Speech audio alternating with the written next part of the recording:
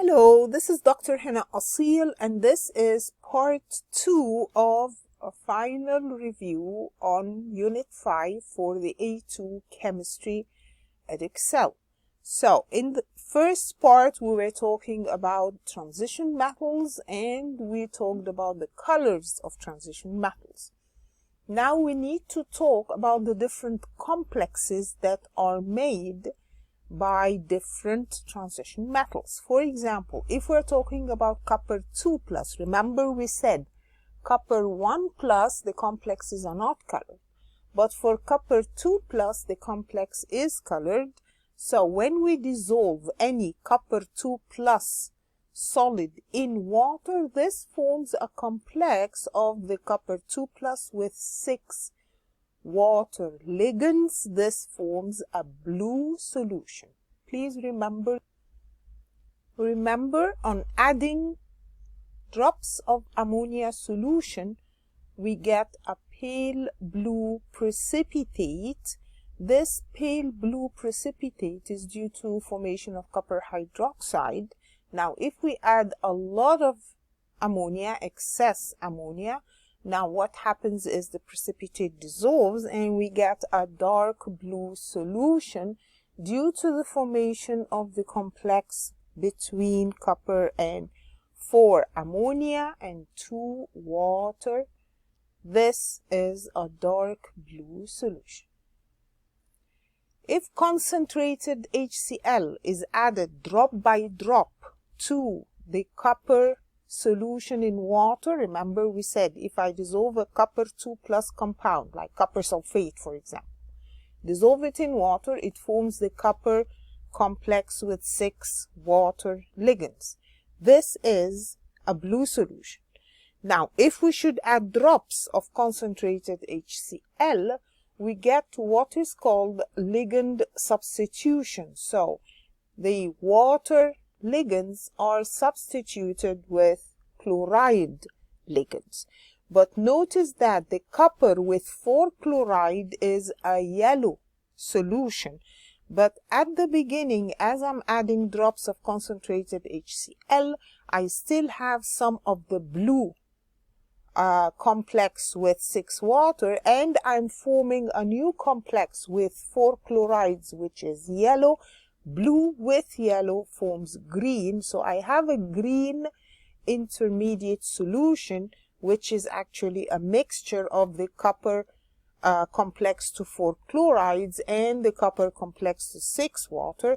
And then as we add more and more concentrated HCl, then the solution turns completely yellow due to the formation of the copper with 4 chloride complex. Remember that copper with 6 water ligands is an octahedral structure, but the copper with 4 chloride ligands is tetrahedral, and we said we usually normally don't have copper with 6 chloride ligands around it because each chloride ligand is a large ligand, so it would the copper would complex with only 4 chlorides and not 6.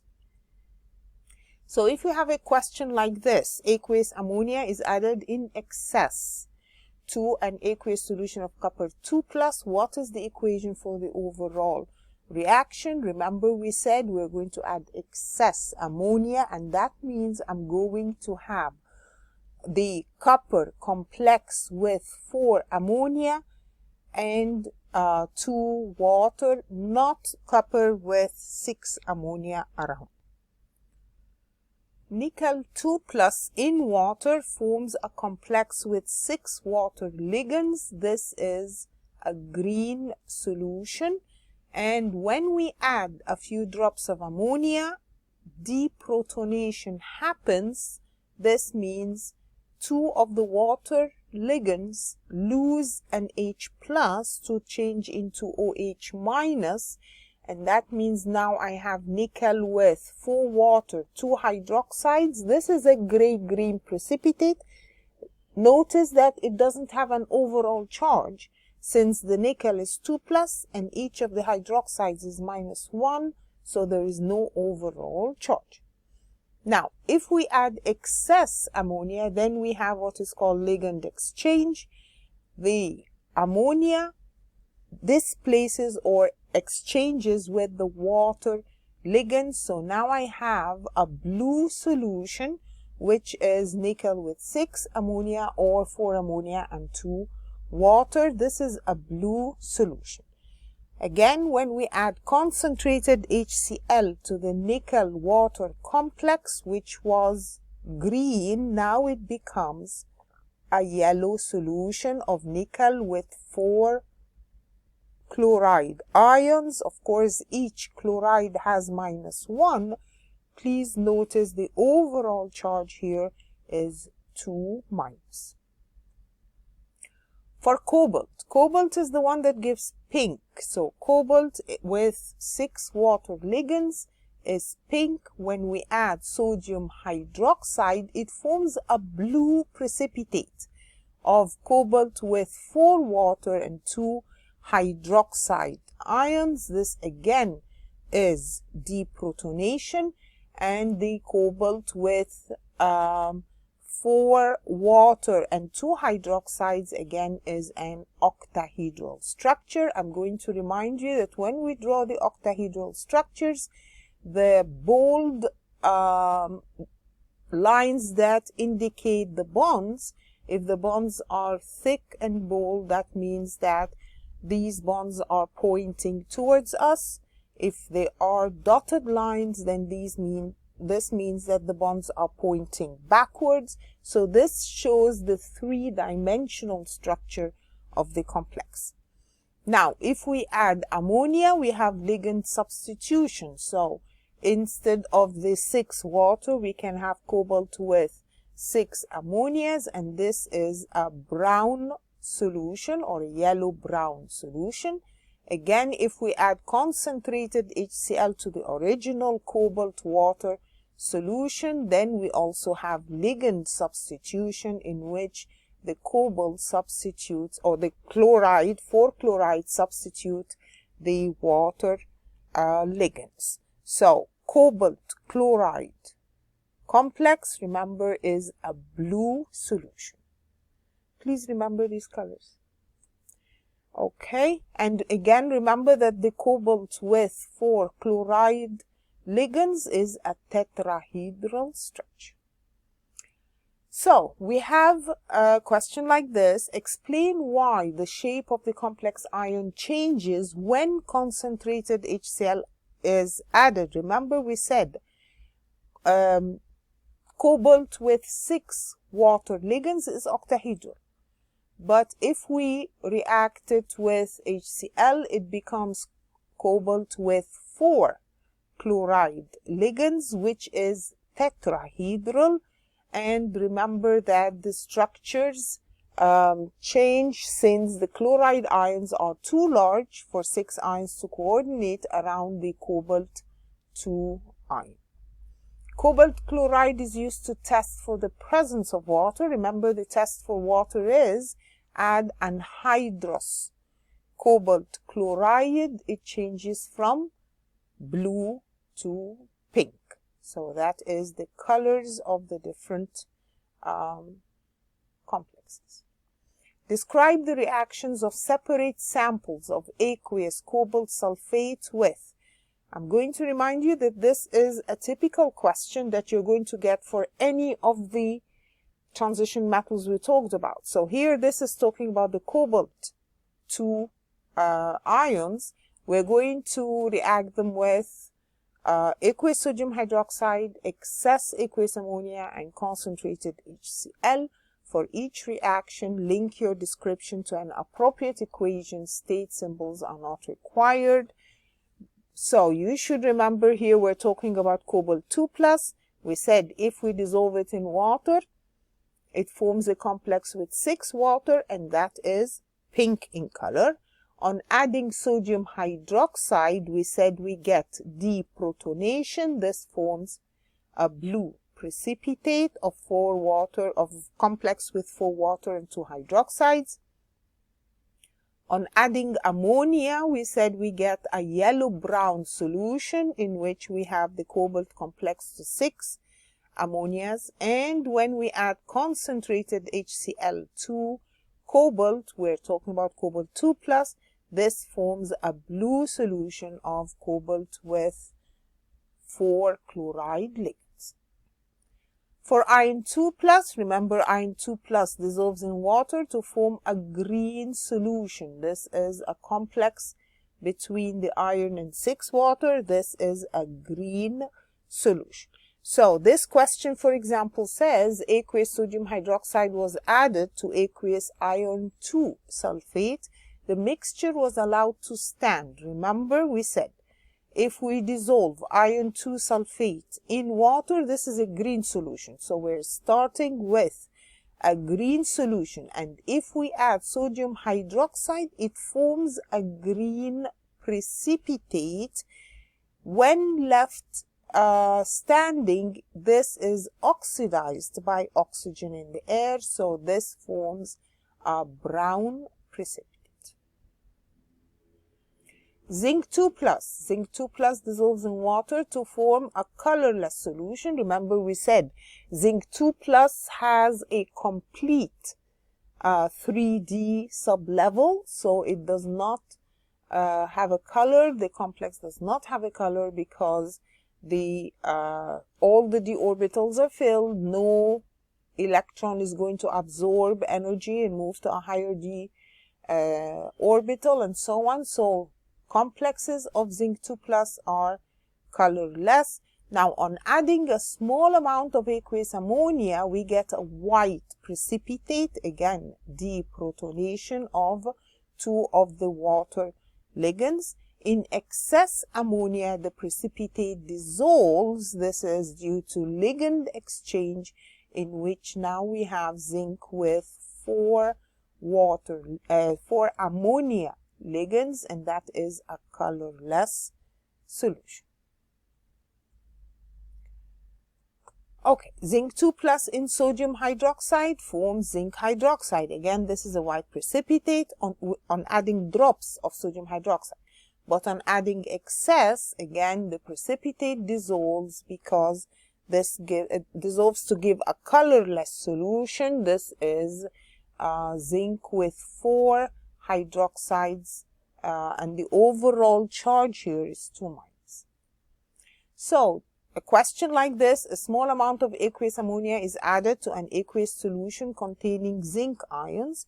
A white precipitate forms, which is the equation for this reaction. So we're adding just drops of ammonia, a small amount of ammonia, then that would be the reaction with 2 ammonia, not 4 ammonia. And remember that if we have 2 hydroxide ions and 2 hydroxide ions as ligands and 4 water, then the zinc has 2 plus, the hydroxides each have -1, so there is no overall charge. So that complex formed in A is wrong. When aqueous ammonia is added to an aqueous solution of zinc sulfate, a white precipitate forms which dissolves in excess ammonia.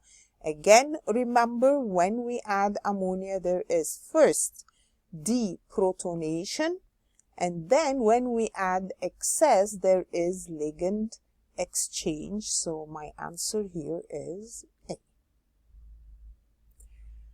Vanadium. We have different colors for different oxidation states of vanadium. So the lowest is +2, and you have to remember that vanadium +2 is purple. Now, when it is oxidized to +3, it becomes green, +4 becomes blue, and +5 it is yellow.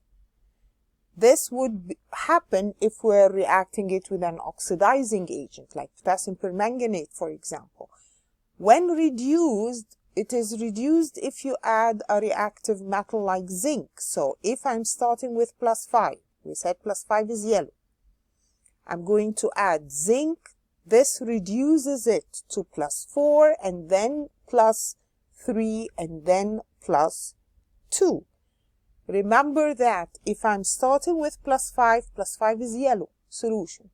Now, as we form +4, we have some yellow and some blue, so actually in between the solution turns green and then it turns blue when all the vanadium has been reduced to +4, and then we go on to +3 and +2.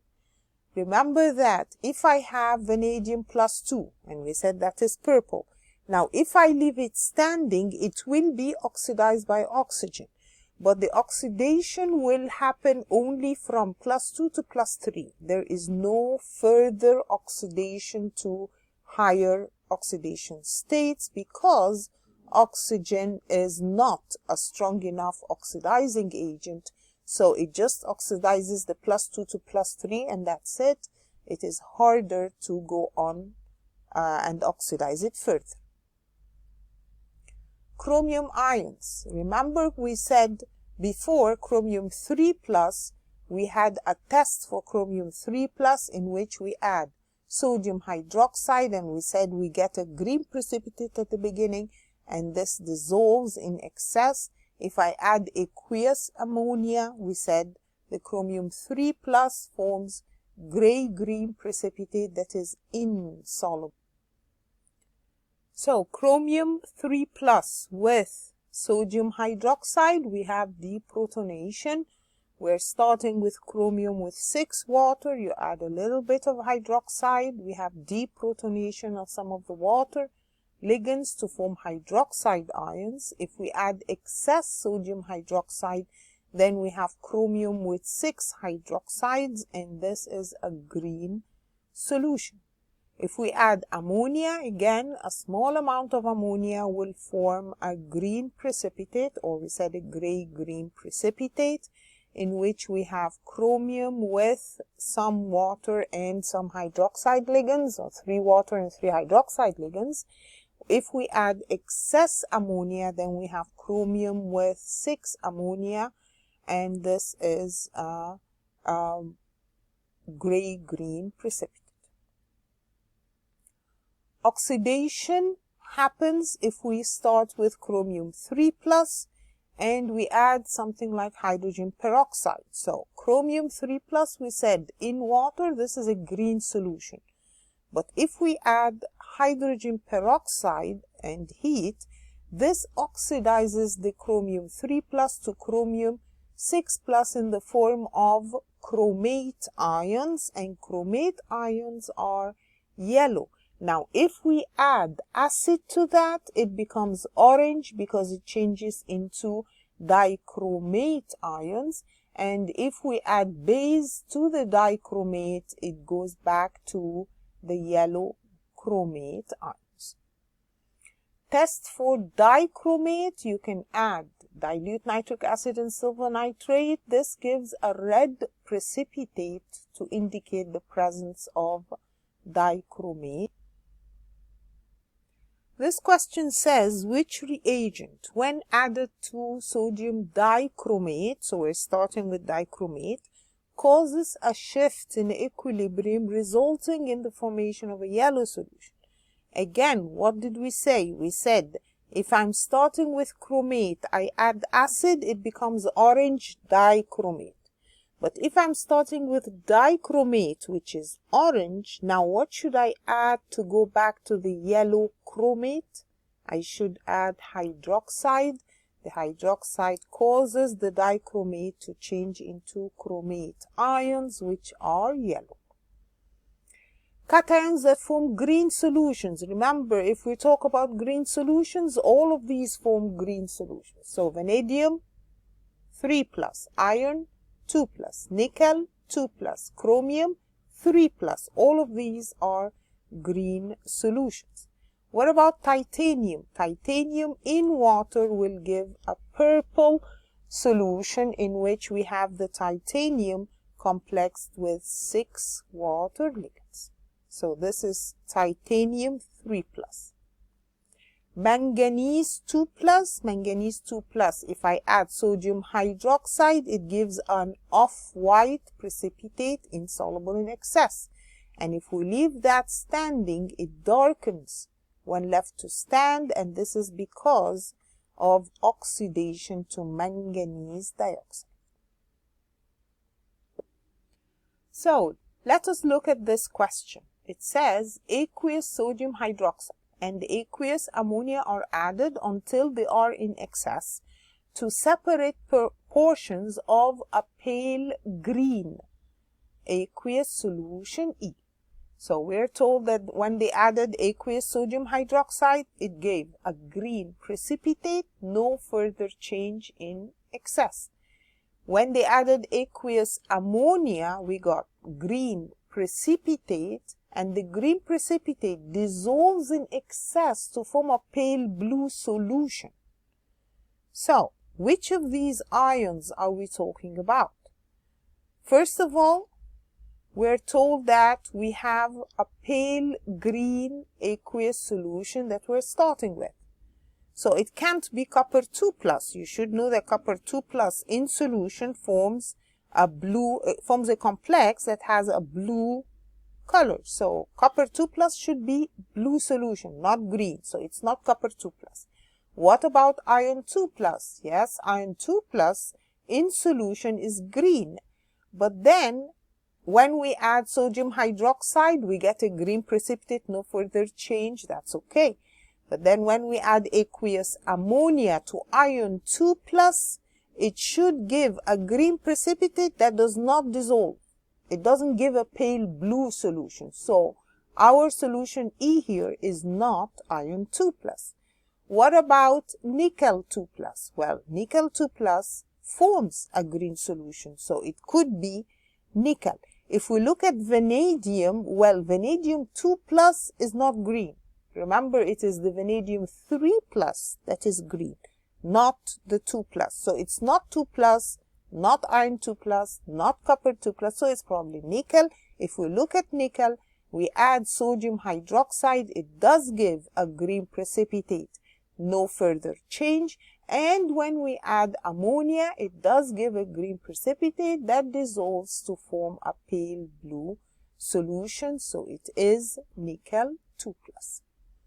What about this question? Which metal hydroxide precipitate is soluble in both excess aqueous ammonia and excess aqueous sodium hydroxide? Remember that the copper hydroxide is soluble in aqueous ammonia only. The iron 2 is insoluble in both. The nickel hydroxide is soluble in aqueous ammonia only. The zinc is the one that is soluble in both excess aqueous ammonia and excess aqueous sodium hydroxide. Which ion is not blue? Which one is not blue? If you look at VO2 plus, this is a +4 and it is blue. The cobalt is the one that is not blue. Remember, cobalt in water forms a pink solution, not blue. The chromium, this is chromium 2 plus. This is blue. The copper 2 plus is also blue. So the one that is not blue is the cobalt complex. You are provided with 3 equimolar solutions of 3 isomers. This was a question where he said we had 3 isomers of chromium in water with chlorides. One of them had 3 chloride ions, the other had 2 chloride ions, and the third one had 1 chloride. And the question said, suggest how you would quantitatively determine the relative numbers of free chloride ions in the 3 isomers using the standard test for a chloride ion. Remember, to compare the 3 of them, we should put equal volumes of the solutions into 3 flasks at equal volumes. Of course, the test for chloride is aqueous silver nitrate, and this should give a white precipitate. So filter the precipitate obtained, dry it, weigh it, calculate the number of moles of silver chloride, and that should be the answer to the question. Transition metals act as catalysts. Remember, we have 2 types of catalysts. We have a homogeneous catalyst in which the catalyst is in the same phase or same state as the reactants. So the reactants are solutions. The catalyst also is a solution. This is a homogeneous catalyst. A heterogeneous catalyst is one in which The catalyst is in a different state from the reactants, so the reactants could be liquids or gases while the catalyst is a solid. So homogeneous catalysis, the reaction occurs via an intermediate species. So the catalyst forms an intermediate species which then breaks off to form the products. This formation of the intermediate species causes lower activation energy. So remember that the catalyst forms an intermediate species with lower activation energy. An example that we have is the reaction of these two together in presence of iron 2+. The persulfate and the iodide ions are both negative, so this reaction originally is very slow. Both reactants are negatively charged. They would repel each other. They're not likely to come together and react. So we add iron 2+ to speed up the reaction. The iron 2+ reacts with one of them to form iron 3+, and then the iron 3+ is regenerated when it reacts with the other reactant. Remember, we could start with iron 2+, or we could start with the iron 3+. So whichever step is the first one when you have iron 2+ or iron 3+. So we regard both of them as catalysts. So if we're asked a question, which of the following statements is true for this reaction? Actually, for this reaction, both iron 2+ and iron 3+ can catalyze the reaction. So just how iron 2 ions lower the activation energy of this reaction. Why do we say that iron 2+ lowers the activation energy? This reaction is slow since the two reactants are both negatively charged ions and repel each other. And what the iron 2+ does is that it involves reaction of oppositely charged ions. So it is a positive charge, reacts with one of the negatives, and then reacts with the other. This lowers the activation energy. A heterogeneous catalyst is one in a different phase from the reactants, and in this case, the reactants are adsorbed on the surface. This weakens the bonds and the products are released. Examples of heterogeneous catalysts is when we use manganese dioxide as a catalyst for decomposition of hydrogen peroxide, or we use nickel catalyst for hydrogenation of ethene. Where we have an alkene plus hydrogen, we can use a nickel catalyst. Another example is the contact process, in which we have sulfur dioxide and oxygen, both gases reacting together. We use vanadium pentoxide V2O5 as a catalyst. The V2O5 reacts with the sulfur dioxide and forms an intermediate that is then reacted with the oxygen gas to regenerate the catalyst.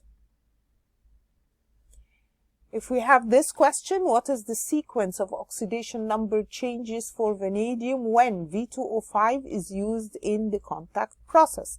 So when we start with V2O5, we said the first thing that happens is the V2O5, which has oxidation number what? It has oxidation number +5. This reacts with the sulfur dioxide to form V2O4, which has an oxidation number of +4. And then that V2O4 reacts with the oxygen to regenerate the V2O5. So remember that the oxidation states go from +5 to +4 to +5 again.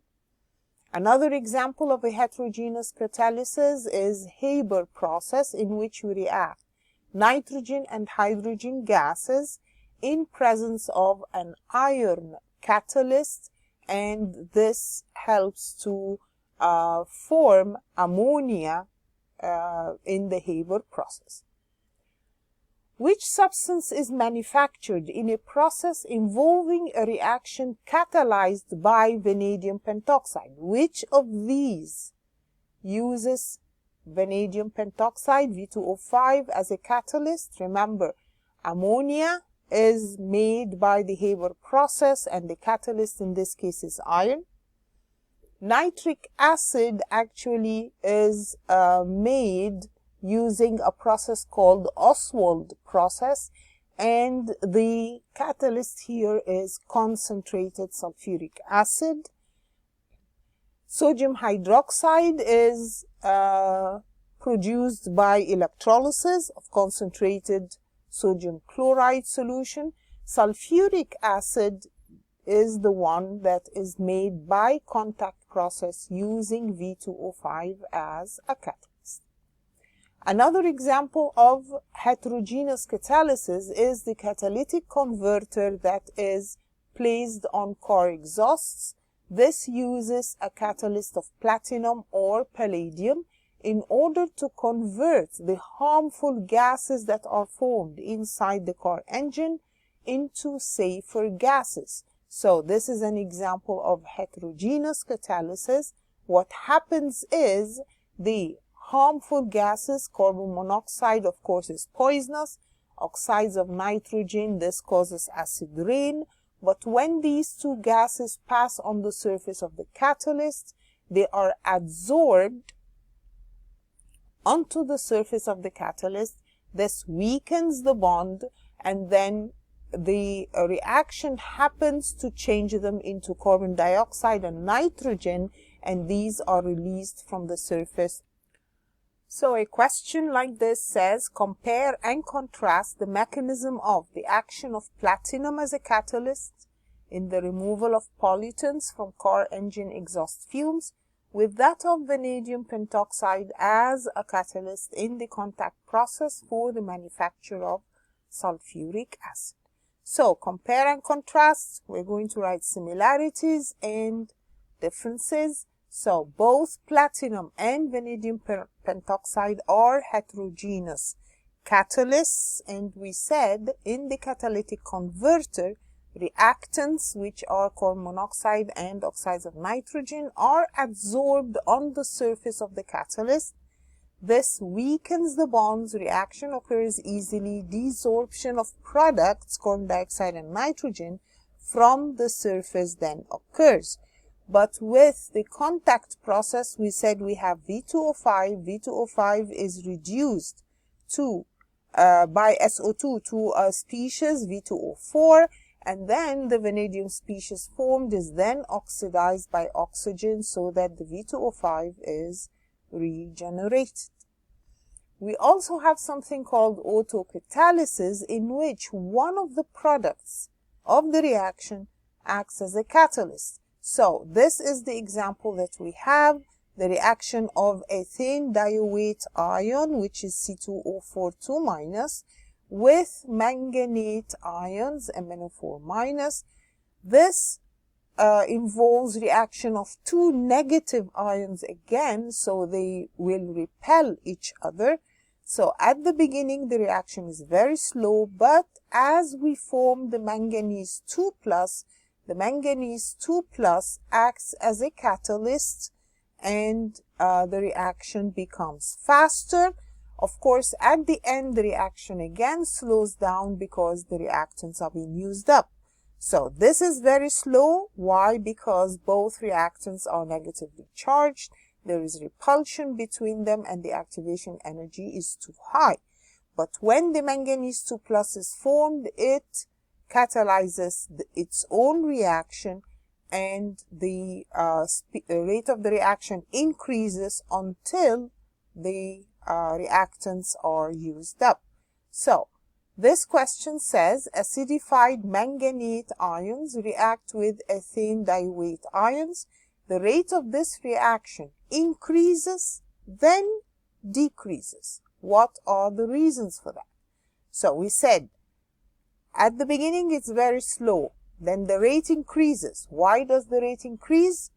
Because the manganese 2+ acts as a catalyst. Then why does it decrease? We said because as the reaction proceeds, the concentration of the reactants decreases. The sequence shown is the mechanism for a reaction in aqueous solution. And the question is, in the overall reaction, which of these is correct?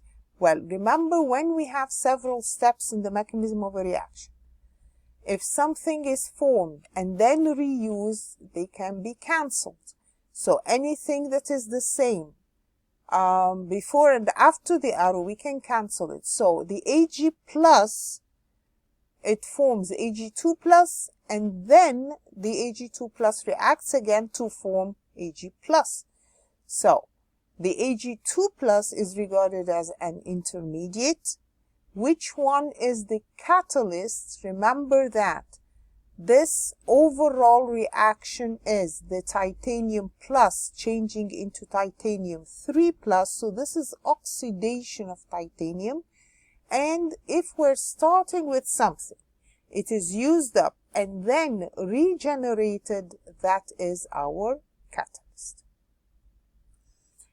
Hemoglobin, remember, hemoglobin is an iron 2 complex. It has a polydentate ligand. This is what it actually looks like. This is what we call hemoglobin. And you should know that hemoglobin is present in red blood cells.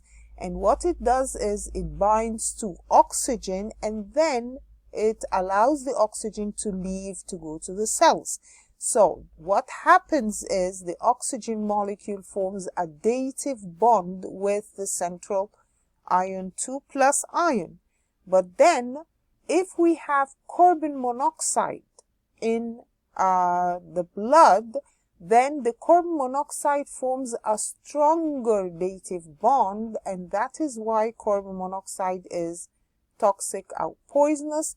The oxygen, when it forms dative bond, it's a weak dative bond and it can leave easily if it is going to the cells. But once the carbon monoxide forms a dative bond with the central metal ion, this is a stronger dative bond, more difficult to break. So we have this kind of question. Hemoglobin is an iron 2 complex which carries oxygen around the body. Part of the structure of oxyhemoglobin is shown. The 4 nitrogen atoms are part of a multidentate ligand in the heme group. So we said this was the heme group. Explain in terms of the iron 2 complex why carbon monoxide is toxic. Remember, we said the carbon monoxide is toxic because it replaces the oxygen and binds more strongly to the iron 2 with stronger dative bonds that are not easily broken. Arenes. What do we know about arenes? Remember, arenes are compounds containing benzene ring, and we said the benzene ring is something that has C6H6 with 3 double bonds. So at the beginning, the KQLA structures were thought to be the correct structures, but then later on they decided that actually the double bonds are delocalized over the 6 carbon atoms. So that final structure on the right is what we draw for benzene. So remember that what is happening is the pi bonds are delocalized, formed by the overlap of 1p orbital from each of the 6 carbon atoms to form that delocalized structure. So, if we have this question, what is the total number of delocalized electrons in anthracene? We are told that anthracene is a molecule that has 3 benzene rings. That means if I draw them as alternating single and double bonds, I can either draw them like this or like this. For each double bond, there is a pair of delocalized electrons. So the question says, what is the total number of delocalized electrons? Well, I have 7 double bonds. Each of them is due to 2 delocalized electrons. So this is a total of 14 electrons. The structure shown was suggested for benzene by a chemist called KQLA. Benzene is now thought to have a delocalized structure. Evidence for the delocalized structure is what? We have several evidences for the fact that the structure of benzene is the delocalized structure on the right, not the alternating double bonds. One of them is the dichlorobenzene molecules. Now, if I have benzene and I want to put two chlorines, I can either put them on carbon number 1 and carbon number 4, or carbon number 1 and carbon number 3, or carbon number 1, carbon number 2. Now, if the structure is alternating double and single, then I should have two different structures for the 1,2-dichloro, because either the 1,2-dichloro would be with a single bond between them or with a double bond between them. And what has happened is they have not been able to isolate two different structures of 1,2-dichlorobenzene. This indicates that actually we don't have alternating double and single. All the bonds are the same. So the isomers of dichlorobenzene, in which one has single bond between the carbon atoms bonded to chlorine and the other has a double bond, has not been found. This is of course for the 1,2-dichlorobenzene. The other evidence was the X-ray diffraction images of benzene. X-ray diffraction analysis shows the length of the bonds. And from the X-ray diffraction, it was shown that all the bonds in the benzene are the same length. If it were alternating single and then double and single and then double, the double bonds usually are shorter than the single bonds, so they should have different lengths, but X-ray diffraction has shown that all the bonds in the benzene ring are the same length. So, if we look at this question, the information about benzene not provided by X-ray diffraction is what? Remember, the X-ray diffraction shows the bond angles, the bond lengths, the fact that the molecule is planar, but it does not give us any information about bond energies. So remember, X-ray diffraction does not provide information about bond energies. This is another question in which it says benzene is sometimes represented by a kekulé structure. If this were the only of benzene, what would be the total number of isomers of dichlorobenzene? Remember, we said if this is the structure, then I should have all of these in which I have two different structures with the 1,2-dichlorobenzene, in which one has a double bond between the two chlorines and the other has a single bond. So in this case, if this were the case, then we would have four different structures for the dichlorobenzene. How many sigma bonds and pi bonds are there in a molecule of benzene? So we know that this is the molecule of benzene and it has double bonds. We're saying they are delocalized, but well, we should have a total of 3 double bonds. Remember that each single bond is a sigma. So and each double bond has 1 sigma and 1 pi. Each double bond has 1 sigma and 1 pi. So the total number of sigma bonds in that structure is 12, and I have 3 pi bonds due to the 3 double bonds present. Reactions of benzene, let's go through this. Remember, combustion of benzene could give the results of complete combustion, which are carbon dioxide plus water. We could have some incomplete combustion, so this gives a smoky flame of carbon solid and carbon monoxide gas due to incomplete combustion of the benzene. So if we say Benzene burns with a very smoky flame. This is evidence for the extent to which the benzene molecule is wet. If we have a very smoky flame due to formation of carbon, this shows that the benzene ring is unsaturated. So, reactions of benzene are electrophilic substitution reactions. So, if I want to put a bromine on the benzene ring, we react with bromine in presence of anhydrous iron 3 bromide as a catalyst, and my other product is HBr. If we want to put a chlorine on the benzene, then also we react with chlorine in presence of anhydrous aluminium chloride catalyst in order to form chlorobenzene plus HCl.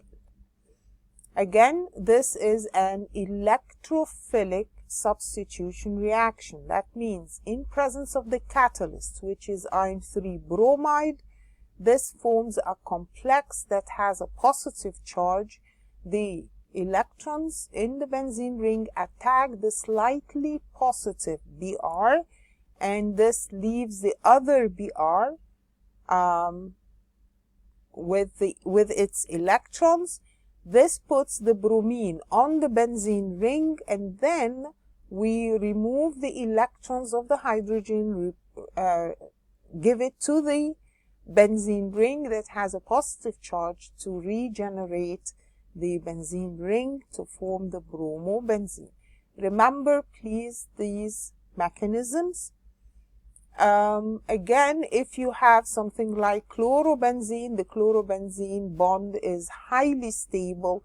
This is due to resonance structures with the benzene ring. Remember, chlorine has electrons, pairs of electrons that can be delocalized over the benzene ring. This forms a stable structure.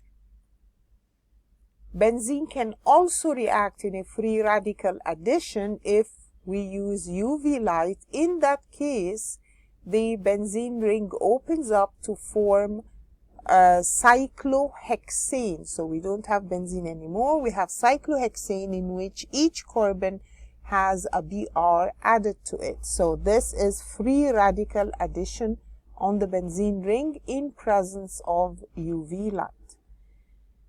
Friedel-Crafts alkylation is addition of an alkyl group to the benzene ring. So if I want to make this methyl benzene, we react the benzene with methyl chloride in presence of aluminium chloride catalyst.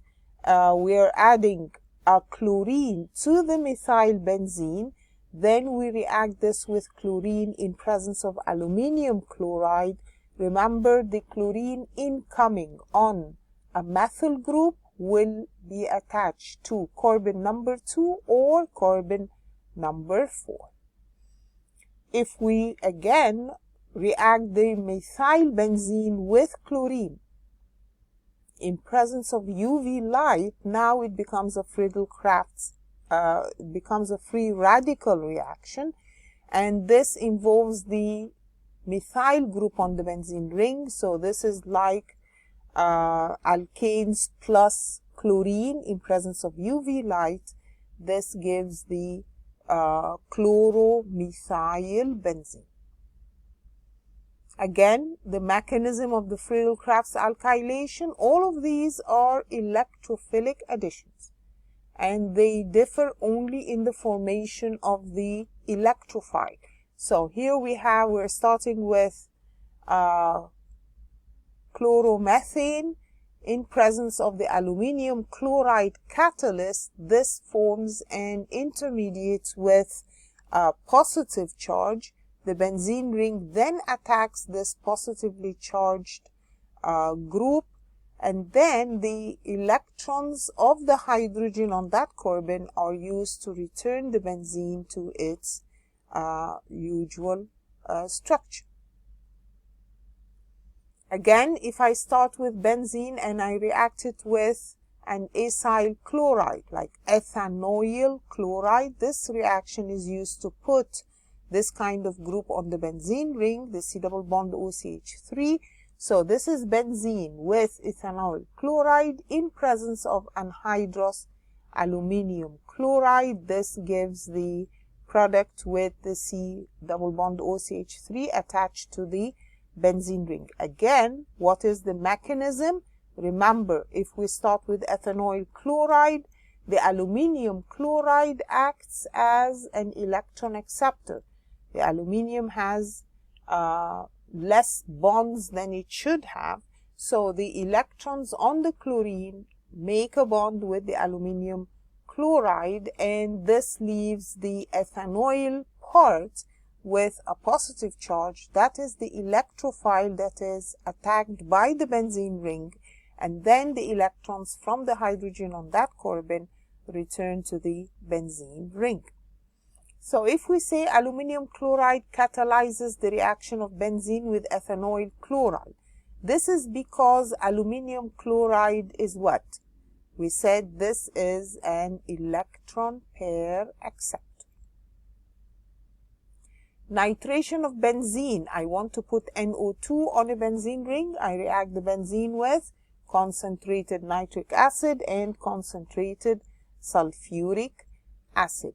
If we have a methyl group on the benzene ring, then the incoming NO2 would either be attached to carbon number 2 or 4 or 6 or all of them.